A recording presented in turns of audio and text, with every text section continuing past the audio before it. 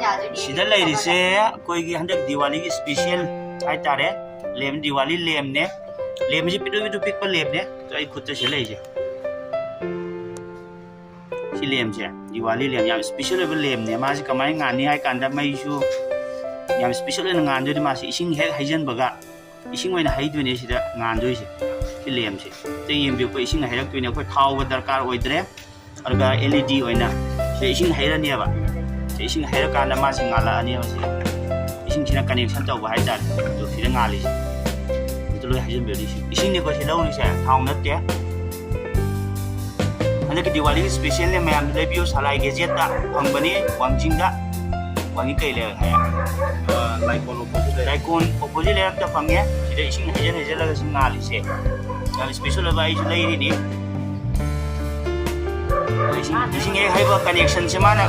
ising sina good connector oi bani na mana connection pi bai tar sidi nuchi kana sida su mulla roi thau su darka leitre demo ising hai bai ba puding ngali sida salai gi jet ta phamani mayam su chatiu wangjing laikon opposite ta tm ge Diwali gi special mayam se lebiyo yam nungai ni Diwali gi apena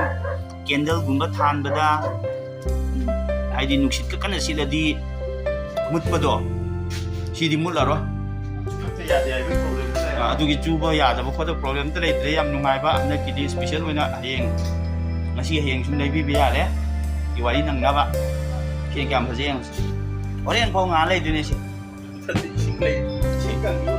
aduga akoi muthak kya ni sing hai do khip tare sing khudamana sida ai pai jage ba sida ai ama pai re ko sing ne ba ko sida hi do khra kya sing hai do kre sing ai mut kre ba mut ki do sing ai hai ba ngan do ni ma